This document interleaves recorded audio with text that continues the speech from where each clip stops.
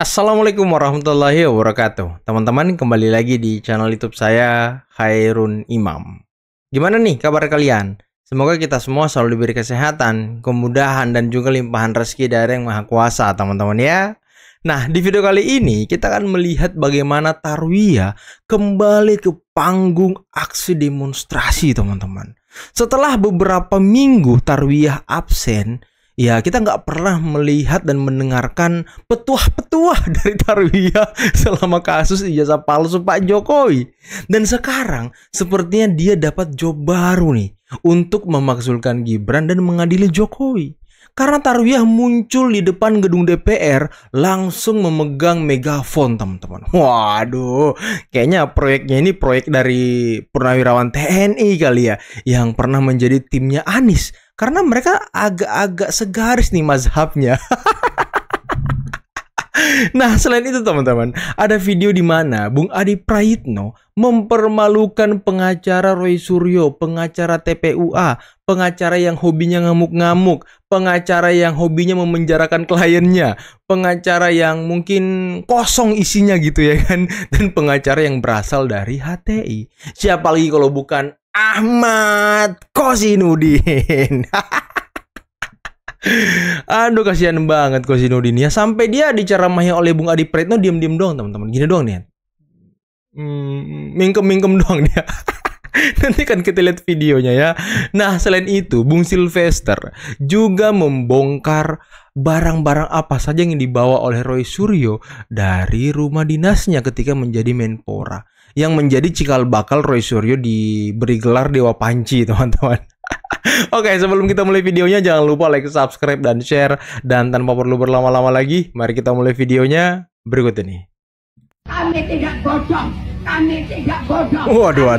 Buta, kami punya telinga. Kami selalu belajar di medsos. Kami selalu cari info-info yang benar. Tapi sekarang Allah buktikan, mungkin itu doa para hamba Allah yang dizalimi oleh Bapak Jokowi. Sekarang Allah tunjukkan. Polisinya mau ketawa loh. Sekarang apa itu? Polisinya mau ketawa loh. Ini bukan hoax. Aduh. Sakit. Udah lihat di mana-mana. Sampai anak saya nih Pak, anak saya bertanya, Bun, ini benar nggak Pak Jokowi sakit? Aku sampaikan, iya nak, ini kenapa? Aku katakan, itu azab Allah. Azab? Azab Allah. Serius kau Tarwiyah? Kata Allah, apa yang kalian berbuat di dunia ini akan ku minta pertanggungjawaban di hadapan Allah nanti. Makanya jangan coba-coba. Kalau kalian benteng-benteng negara, pengayom masyarakat, pengayom rakyat, jadilah pemimpin yang amanah, yang Apa tuh? bertanggung jawab. Boleh kalian menjaga kami, jangan sok-sok jadi apa ya? Jangan sok-sok jadi. Apa Wah, tuh? gue loh bisa melawan rakyat. Kami bukan musuh kalian. Kami hanya rakyat. Aduh, Tarwiyah. Ini proyek Tarwiyah ini berapa ratus ribu nih proyek Tarwiyah nih? Dibayar berapa ratus ribu nih dia ngomong kayak gini, teman-teman. Katanya kami mau mencari informasi valid apanya? Dan tadi dia mengatakan bahwa Pak Jokowi kena azab. Inilah orang-orang yang standar ganda, teman-teman ya. Ketika lawan-lawan politiknya yang mungkin diuji oleh Allah dengan penyakit dibilangnya azab. Tapi kalau kawan-kawan mereka yang diuji oleh Allah dengan penyakit, ya ngomongnya ujian bukan azab gitu. Inilah orang-orang yang berstandar ganda yang nggak jelas gitu ya kan. Dan tahu sendiri kalian teman-teman ya bagaimana jejak rekam, bagaimana track record dari Tarwiyah ini. Kalau perlu nanti kita bikin Tarwiyah core gitu ya kan. Apa yang sebenarnya membuat berbagai pihak mencoba mempertanyakan soal ijazah ini ya? Saya kira lulusan UGM banyak lah kan kira-kira begitu. Nah yang kedua secara prinsip mungkin ini adalah akumulasi dari berbagai politik belakangan ini yang terjadi ya. Mungkin masih ada pihak yang tidak happy dan tidak nyaman, dan mungkin juga sewot dengan kebijakan-kebijakan dan manuver politik Pak Jokowi ya sepanjang 10 tahun itu kan saya kira akumulasi. Jadi ketika ada momentum semacam ini, ketika Pak Jokowi tak lagi jadi presiden, gitu ya? mereka ini kemudian mengkristal dan mengonsolidasi kira-kira apa celah yang kemudian bisa diolah sebagai upaya serangan balik lah kira-kira begitu. Tapi yang ketiga menurut saya sepertinya memang ada upaya-upaya untuk merusak kredibilitas Jokowi sebagai mantan presiden. Artinya mungkin dengan apa yang ditampilkan per hari ini yang mempertanyakan soal ijazah itu ingin ditunjukkan bahwa ya ini adalah presiden yang sampai hari ini ada kekisruhan dengan ijazahnya. Jadi reputasi, kredibilitas Pak Jokowi itu sepertinya memang ingin dalam tanda kutip ya, ingin ditunjukkan kepada publik tidak seperti yang dibayangkan sebelumnya. Saya menduga jangan-jangan ini ada kaitannya dengan 2029 loh. Kenapa? Saya kira kalau kita melihat orkestrasi politiknya ini seakan-akan tidak terjadi secara tidak terjadi secara simultan. Gitu. Tapi memang ini sangat kuat sekali baik di medsos ataupun di media-media mainstream. Itu menunjukkan bahwa setiap isu apapun di negara kita ini tidak ada yang kebetulan. Pasti ada sesuatu yang ini by design dan kepentingannya tentu kita tidak tahu. Tapi saya menduga jangan-jangan memang ujungnya adalah pertarungan kepentingan politik di masa-masa yang akan datang. Karena kalau kita bicara tentang pertarungan politik ya salah satu variabel yang selalu dicuplik, salah satu yang selalu menjadi referensi dan diomongkan ya tentu adalah mantan presiden sebelumnya yaitu Pak Jokowi. Jadi itulah yang saya kira karena apapun judulnya terkait dengan ijazah ini kan tidak mengubah apapun sebenarnya. Tidak akan mengubah apapun, tidak akan mengubah mantan presiden 2 kali, mantan gubernur, wali kota, termasuk kebijakan-kebijakan apapun yang dibuat. Tapi itu nggak penting, yang penting itu adalah bagaimana pembuktian bahwa persoalan ijazah itu seperti yang kawan-kawan saat ini sedang ingin tunjukkan balik, tidak seperti yang dibayangkan orang. Iya. Kalau kita mengacu ke 2029 ya, kontestasi Pilpres, ya memang masuk akal sih teman-teman. Karena kan mereka kalah. Mereka ini kalah. Si Roy Suryo, Rismon, Egy Sujana, kelompok-kelompok HTI, FPI. Mereka itu sudah berkali-kali kalah di kontestasi Pilpres.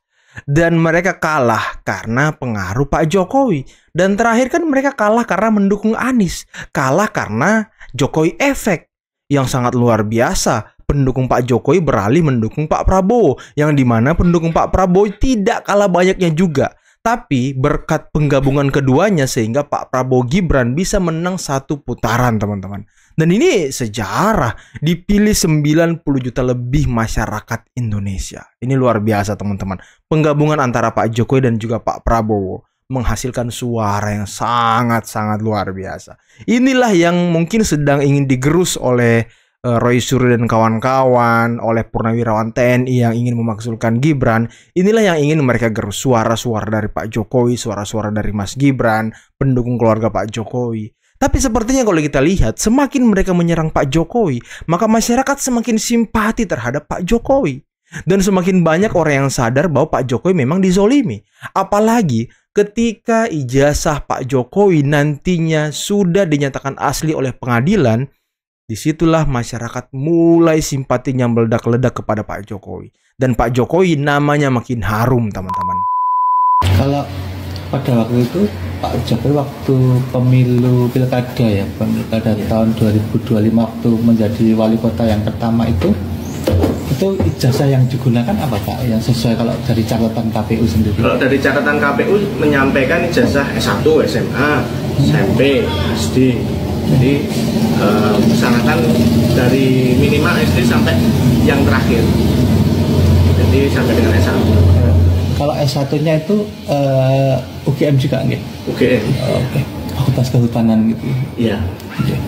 Kalau untuk proses legalisirnya dulu itu seperti apa Pak? Kalau catatannya itu? Catatan dari hasil verifikasi itu ya sudah sesuai, sudah sesuai, dinyatakan lengkap, sudah sesuai. Kemudian tidak ada perbaikan, tidak ada beberapa berkas yang kurang, namun bukan terkait ijazah, bukan terkait, tapi hanya surat-surat secara administratif saja. Dan itu gelarnya insinyur nih. Insinyur. KTP insinyur. Oh, bukan dokter Andis gitu. Bukan. Nah, inilah sekarang framing yang sedang dibangun oleh Bitor yang katanya Pak Jokowi kok tidak mencantumkan gelar insinyurnya di kertas suara, di pemenangan, di pamflet, di stiker dan lain sebagainya. Mungkin si Bitor ini sedang pikun atau sedang insomnia. Apa sih kalau hilang ingatan gitu, amnesia apa insomnia teman-teman? Nah, kayaknya si Bitor ini sedang lupa ingatan. Yang mengusung Pak Jokowi ini kan di Solo adalah partainya sendiri, PDIP. Dan saya menemukan sebuah selebaran stiker dari PDIP, logonya PDIP. Tulisannya di situ Insinyur Haji Joko Widodo. Dan itu jelas tertulis, teman-teman. Dan itu sudah saya jelaskan di video saya sebelumnya tentang Bitor, membantah tuduhan dan fitnah dari Bitor. Dan tadi Ketua KPU juga sudah menjelaskan bahwa Pak Jokowi maju di Solo, wali kota Solo itu juga menggunakan gelar insinyur dan ijazah UGM. Nah, ini juga membantah tuduhan Bitor bahwa Pak Jokowi membuat ijazahnya di Matraman, Pasar Pramuka. Aduh. Jadi desa itu semua masih kayak tur gitu ya, mengatakan tuh 80, tapi tidak ada bukti otentik. Jangankan tulisan tangan, saksi yang melihat langsung pun tidak ada. Yang bisa dikatakan hanya katanya. Betul Pak Jokowi KKN di Desa Ketoyan tahun 1980. Betul. Bapak yakin dengan jawaban Bapak? Betul. Dengar tuh Roy. Ini meja panjang untuk kerja KKN. Nah, ini saksi loh, saksi. Menghadap ke utara. Artinya kurang lebih Pak Jokowi pernah duduk di sini. Ya, saya di sini. Oke, nah, gitu. Pak Karno di sini. Ya. Eksklusif saya akan tunjukkan Saksi ini hidup. adalah kamar yang dulu digunakan oleh Presiden ke-7 Joko Widodo pada saat melakukan KKN di Desa Ketoyan.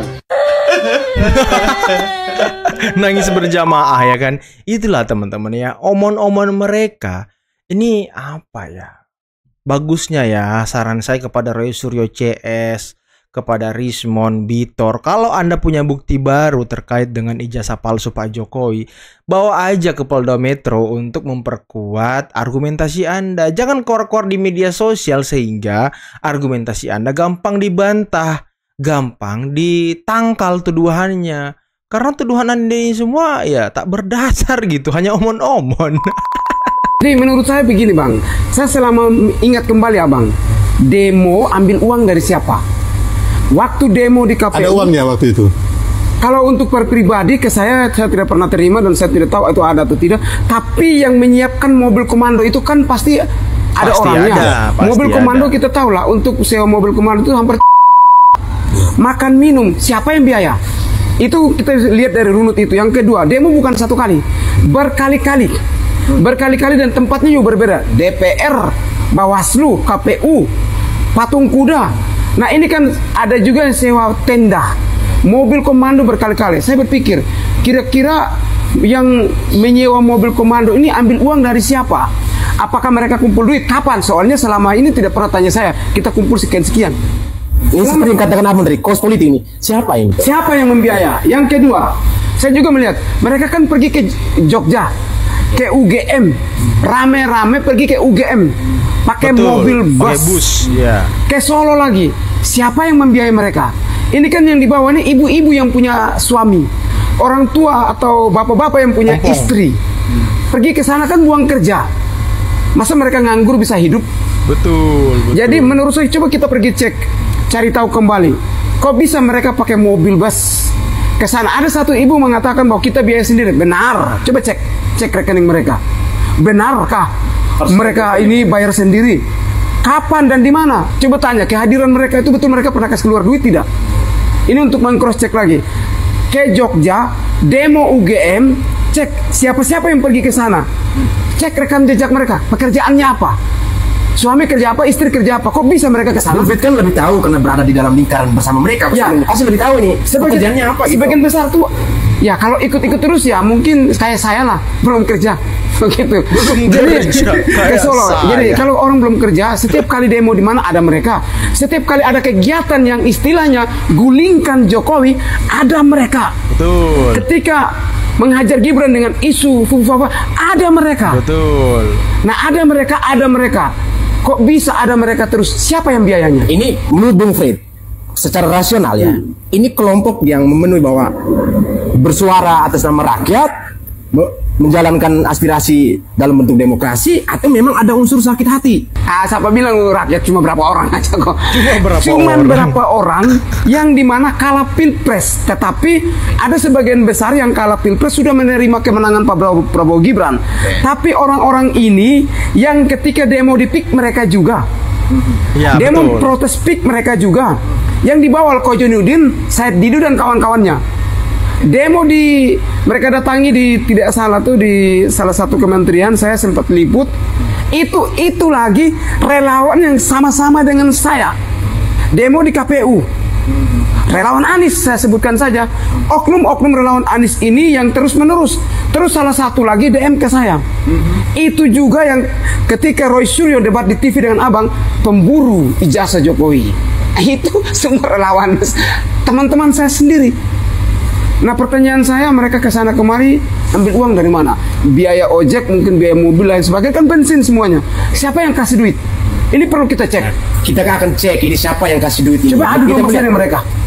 kalau mereka berkenan ibu-ibu ataupun dan TPU ya mereka. Ya, yang dari TPU berani tidak dengan saya dengan Bung Frit ya. Yang pernah demo, silakan kita duduk kita bicara secara langsung. Taruh aja. Pandangan terbuka ya. Bahkan akhirnya ada dari Partai Demokrat mengatakan bahwa suruh si Roy dalam hal ini Pak Syarif Hasan untuk mengembalikan barang-barang itu. Ada itu.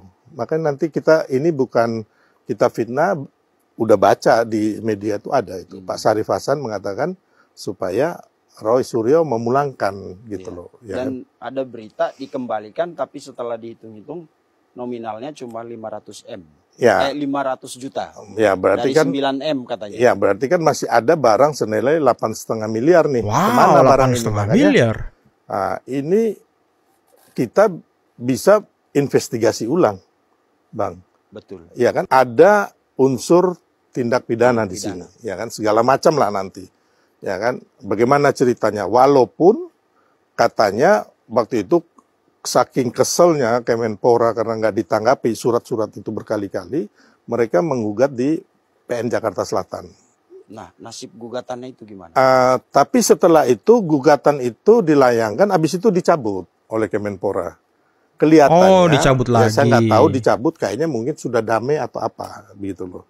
Tapi nilai yang 8,5 M ini kemana gitu loh, dan ya itu memang urusannya Kemenpora, tapi kita sebagai publik yang membayar pajak harusnya ini dijelaskan gitu loh, dan kita bisa menggugat sebagai masyarakat yang merasa dirugikan gitu loh, sebagai pembayar pajak.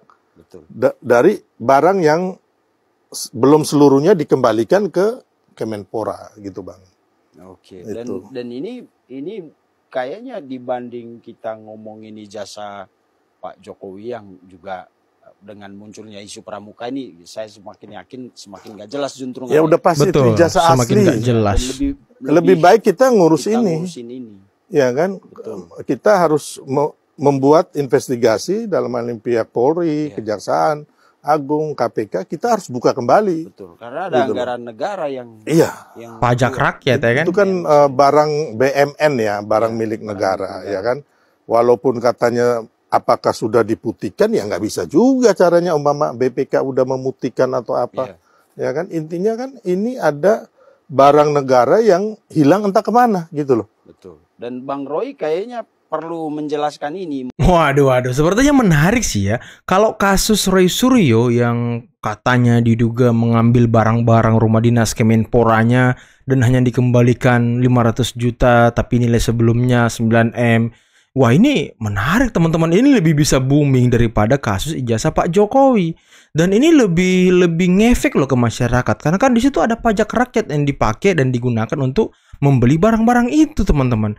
Dan seenaknya saja diduga diambil oleh oknum tertentu. Dalam hal ini ya Roy Suryo. Nah, inilah gimana menurut kalian teman-teman? Apakah kasus ini bagus kalau dibuka kembali oleh BPK ataupun KPK ataupun Kejaksaan? Ini kan menarik teman-teman. Ini bakal heboh sih ini. Bakal menghancurkan reputasi seorang ahli yang katanya omon-omon. Aduh. Dan tadi Fritz juga menantang ibu-ibu yang pergi demo, yang pergi aksi, menantang debat ya, menantang duitnya dari mana gitu. Ya walaupun kalau nggak salah di iNews kemarin mereka itu kan mengaku kalau uangnya itu mereka patungan 350.000 apa berapa gitu satu orang untuk menyewa bus dan segala macam. Kalau 350.000 per orang nyewa busnya dan itu disewa 2 hari kalau nggak salah ya kan. Apakah cukup gitu? Mana uang makan mereka, mana uang untuk menginap mereka, mana uang lain-lainnya. Ini kan, wah, ini harus dicari nih, bohirnya siapa ini? Siapa yang membiayai mereka melakukan ini? Dan kalau menyambung apa yang dikatakan oleh Bung Adi Praitno, ini kepentingannya untuk kontestasi Pilpres 2029. Berarti ada bohir di belakang mereka ini. Ada yang membiayai, ada yang mendesain, ada yang menciptakan kondisi dan lain sebagainya. Karena kalau tujuannya Pilpres, wah bukan orang sembarang berarti teman-teman di belakangnya. Ya kalau kita tarik garis-garisnya sedikit ya, dari isu RUU TNI Indonesia Gelap, dalangnya kan sudah ditangkap nih si Marcella Santoso kalau nggak salah, yang pengacara itu, yang perempuan rambut pendek itu. Dan TNI akan mengejar bohirnya, siapa yang di atasnya dia nih. Nah itu yang harus dicari teman-teman, siapa yang atas mereka nih. Apakah ada keterkaitan Marcella dengan Roy Suryo kawan-kawan, dengan pemakzulan Gibran dan lain sebagainya. Nah apakah ada kaitannya dengan itu? Nah ini harus didalami oleh pihak kejaksaan ataupun kepolisian teman-teman. Biar semua terang benderang gitu. Siapa bohirnya, siapa yang membuat gaduh bangsa ini selama ini. Nah ini harus kita cari siapa gitu. Jangan sampai mereka seenaknya saja berorkestrasi, membuat isu, membayar orang-orang tertentu untuk mengangkat sebuah isu tertentu untuk menjatuhkan Pak Jokowi, menjatuhkan Mas Gibran, mungkin juga ingin menjatuhkan Pak Prabowo. Karena kan semuanya diserang nih, Marcella, isu RUU TNI Indonesia Gelap yang diserang pemerintah, dalam hal ini Prabowo Gibran. Datang Roy Suryo dan kawan-kawan ngusut ijazah palsu yang diserang Pak Jokowi. Datang lagi Purnawirawan mau memakzulkan Gibran. Nah, ini komplit mereka nih, gerakannya komplit teman-teman. Makanya ya apakah ada keterkaitan di antara mereka ini? Ya kalau ada berarti dananya besar dong. Aduh, oke teman-teman, mungkin cukup sekian dulu video kali ini. Jangan lupa like, subscribe, dan share videonya. Akhir kata, billahi taufiq wal hidayah. Wassalamualaikum warahmatullahi wabarakatuh. Bye-bye.